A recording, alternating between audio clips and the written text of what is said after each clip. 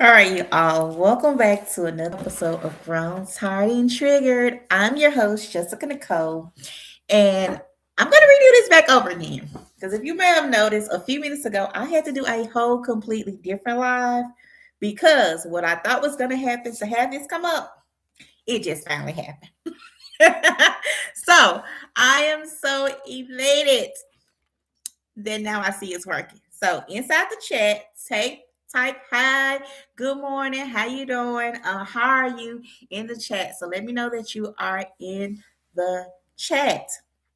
So today's topic in episode, we are going to talk about things that are going on inside our lovely world that we are currently living in.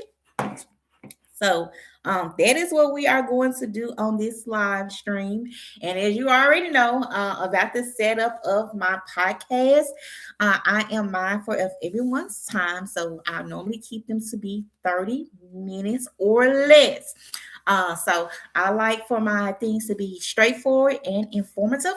So that is the goal on Grown, Tired, and Triggered with your host, the one and only Jessica Nicole, here on today. So let me know how your snow in is going on. How is everything going for you? Do you all have power? Those different things. Do you have enough food at home? Those different things that's going on because we are doing good over here where I'm at. We have not lost any power. So that is awesome. So that's really good. The snow has started back dropping. So that's what's going on here in Memphis, Tennessee.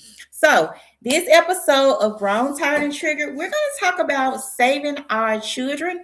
Where we're gonna talk about this uncomfortable conversation where it comes to us diving into behavior, mental health, and the real life consequences we do not want to ignore anymore. When it comes to our precious children, our precious youth. So we want to be able to talk about it, navigate it, be a support to each other. We are the village, and yes, we are. We are that village. But I also want to make this disclaimer that this episode discusses sensitive topics involving violence and exploitation. Listeners' discretion is advised, and this purpose of this episode is awareness, education, and prevention. Okay, so that is what this episode is for. All right, so those are some good things that we do have going on here. So I know we all have seen it in the news. It's not going anywhere. It's publicized so freaking much in this world that we are in. So but we got to be okay with going through our children's phones, going through their Snapchats. We may find something that we don't want to see. Videos that we don't want to see that that's being recorded of them. We are seeing these things.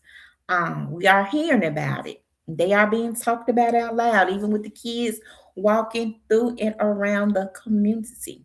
So these things are happening. Our children are being involved in criminal activities. But the thing about it is, how are we going to help our children become more emotional intelligent in those areas where they can become more confident in saying, no, I know that's wrong. Or if they've done it already,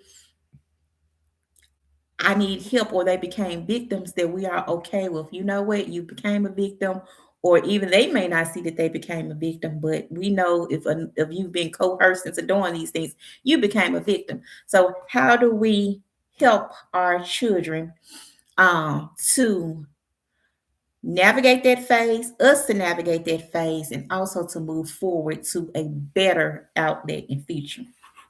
So that's what we're going to talk about today. Those different things. So us also not being afraid to report that information, our findings to the police, to the FBI. We want them to be all over this internet looking for stuff, looking, tearing up these Snapchats, becoming more advanced in these different keywords and those different things to keep our children safe, um, and those different things. I think one thing that's basically big on my mind right now that I am thinking a lot about is this one case that just happened with this young African American boy. Well, he just had turned 18, and the mother found out about him and another young lady. She's probably 16, and now they're holding him for rape.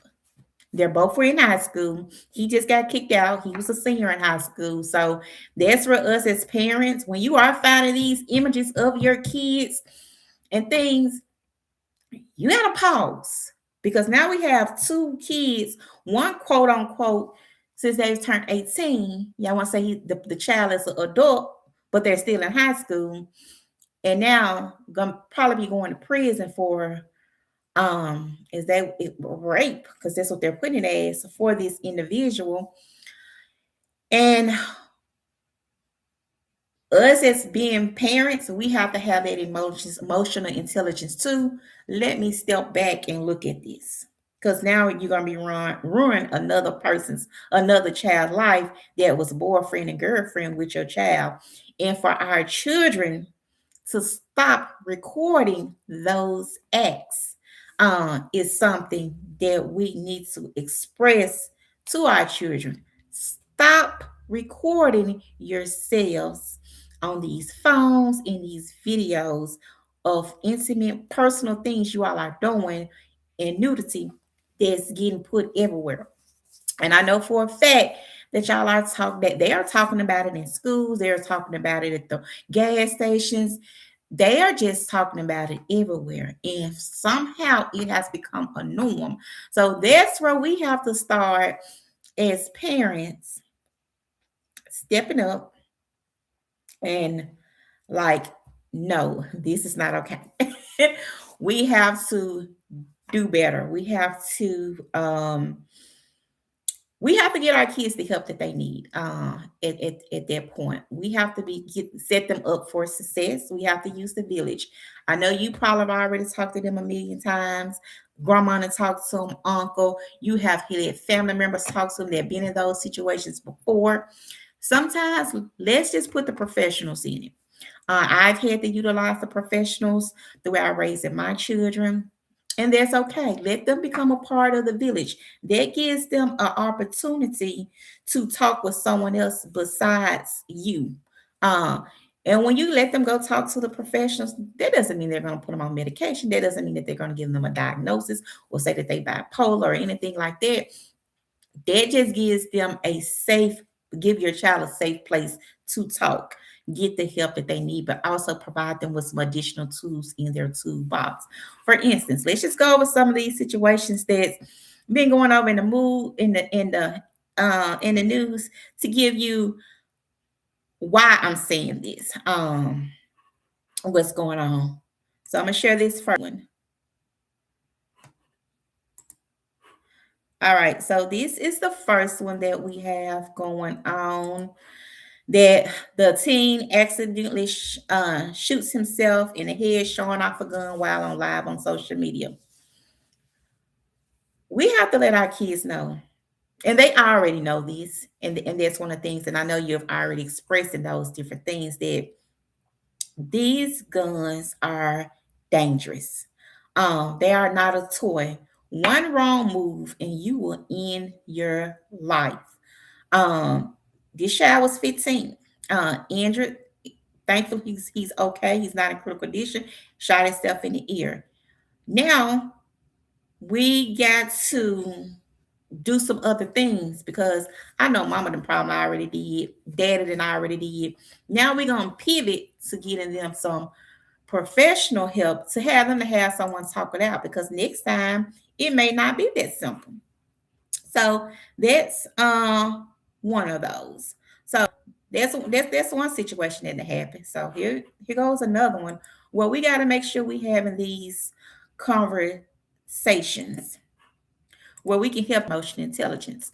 We have the one with the two brothers. As you can see, I'm gonna play a little bit of this one. Memphis, Tennessee. The teen accused of shooting his brother over food last month has had his charges upgraded, according to the Memphis Police Department, MPD.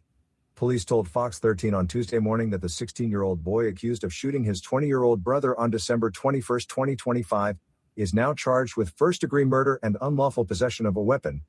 He was originally charged with aggravated assault and unlawful possession of a weapon. Related teen shoots older adult brother during fight over food, MPD says. According to a report, officers were called just before midnight for a domestic assault at the Legacy of Linfield Apartments. As you can see, he upset because the brother ate his food. Yes, he have all right to be upset about someone eating his food because the brother shouldn't eat his food. But the situation shouldn't went as far as you killing your brother. You physically got so upset, so angry at your brother that you're gonna go get a gun and shoot him and kill him. And you're reply because he ate my food. That is why we have to make sure and not be afraid to say, you know what, I see you having some anger issues. My child's not coming down. Let me get you some help with these anger issues. Okay. Sometimes we can't fix it all. We have to be able to send them to people who are going to give them the proper tools. Maybe if the signs are there. Parents, we got to stop the BS. We see the signs. We see them. We got to hold ourselves accountable. We see what's going on. We have to do better with being proactive with getting our kids to help. I know you tired from work, you tired from doing all these different things. You just want to come home. You don't want to have to research a therapist. You won't know how to do that. Listen, they have online therapy. You just got to set the consultation up and get those things moving. Plenty of times I didn't want to have to drive my kids to therapy. Plenty of times I may have wanted to do something better with that hour, but it was my responsibility as a parent to get my kids the help that they needed. Is to get my nieces and nephews the help that they needed. It was my responsibility because I'm part of that village. So we have to do better as being part of that village, being proactively getting our kids the help that they need. So on the last episode of Grown, Tried, and Triggered, I talked to us all about how to use our medical benefits. It didn't matter if you had CHIP, Medicaid, employees insurance. The resources are here. Y'all have friends that are part of these that are therapists and those different. Reach out to your resources. This is another one that happened recently here in Memphis, Tennessee, and we're gonna and this is just not a Memphis problem. This has happened everywhere, all over. We have the one we gotta talk about it. It says Memphis man's charged with rape, kidnapping, used Snapchat to find a 13-year-old girl's location. This is where we got to be vigilant with our kids. Stop sharing your location because people can find out where we live and they will come to our home. And at that point, they're not only just putting themselves in danger, now they're putting the whole family in danger. So let's take a listen. Apparently, the mics are acting funny this morning. Be aware. A 13-year-old girl kidnapped and raped when her attacker found her home address via social media. Yeah, you got to be careful with this stuff. Fox 13 is going to tell you the settings you need to change to protect your children. But first, Rosalind Freeman has the frightening details of this crime. It was Christmas Eve when Memphis police discovered the crime. A neighbor reported a suspicious car on Fernway Road in East Memphis. Police found two people naked. And right now, we want to shout out that neighbor. Thank you to the neighbor for stepping up and reporting that information. So, to the neighbor, kudos to you. You are an amazing part of the village. You are a hero. Let's go. Let's get back to it. One of them, Breon Collins, according to Memphis police, when they tried to arrest him for a warrant, officers say Collins drove off and got away before they could identify the girl. Police later found the girl. She was only 13 years old. The girl told police she was talking with Collins on Snapchat because she thought he was also a teenager. Until he showed up at her house, the victim said Collins used location feature in Snapchat called Snap Map. Collins sent the victim a picture of her neighborhood, she says, telling her he was outside her house. She says she got in his car, then he pulled a gun on her, showed a knife. Police says Collins kidnapped and raped the girl.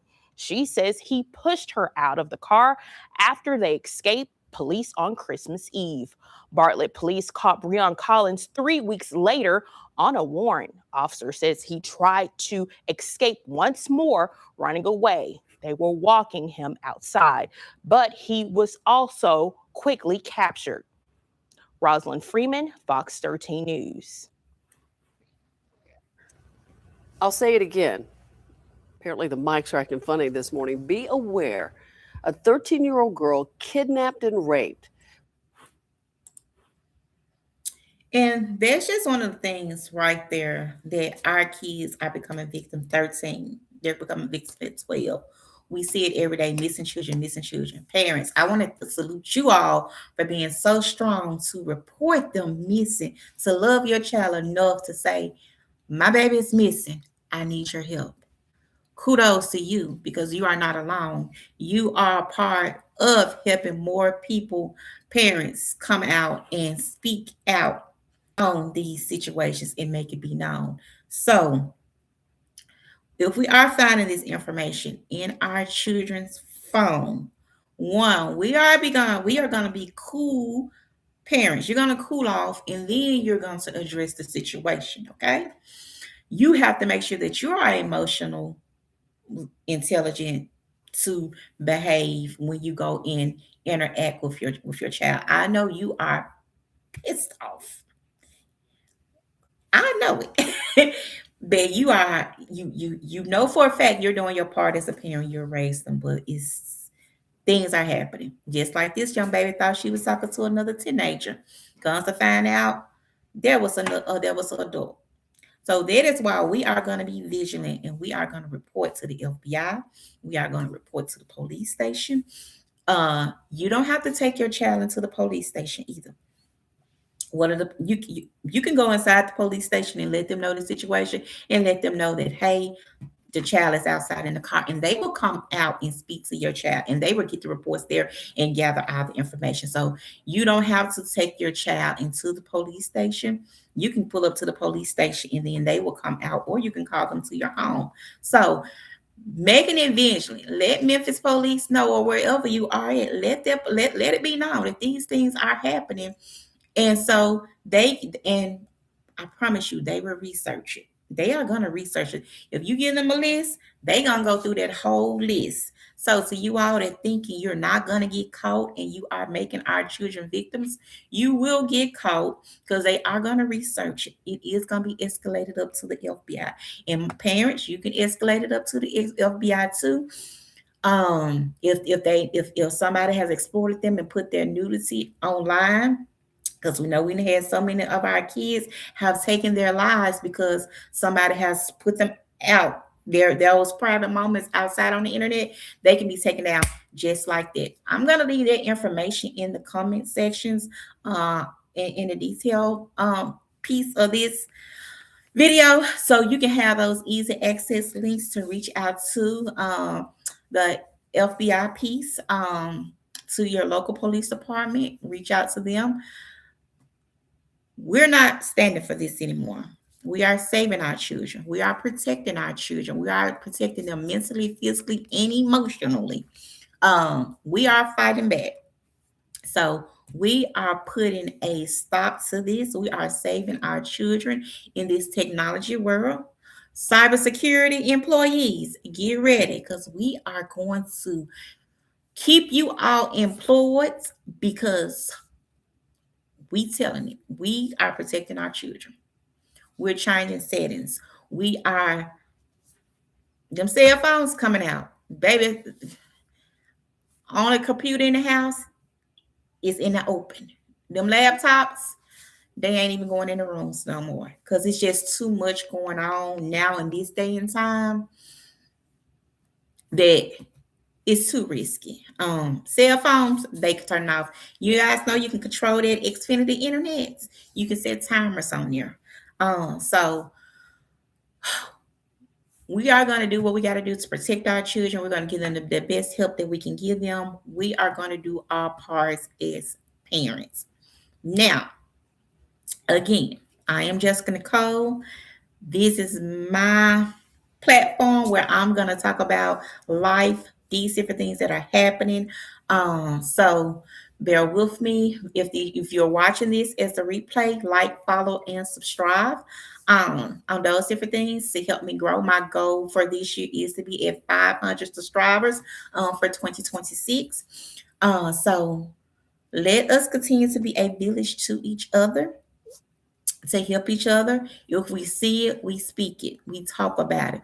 No more sweeping it underneath the rugs. We are aware of what's going on in our homes. You know when your kids are doing these things. And I know you may just like, okay, just a little bit longer till they get to this certain age, a little bit longer. But while we are responsible and we are held responsible for them, as parents, we're going to protect ourselves also, because you as an individual, you are loved, you are seen, and you have things to lose also. And you don't want it to be losing it for something senseless as our children feeling as though they know everything already. So thank you again. I will see you guys in the month of February. The dates are already in there. So we have see you bi-monthly, twice a month on my podcast. Again, as I told you, no more than 20 or 30 minutes. That's it. That's it. So this is my first live stream. This is the retake of one.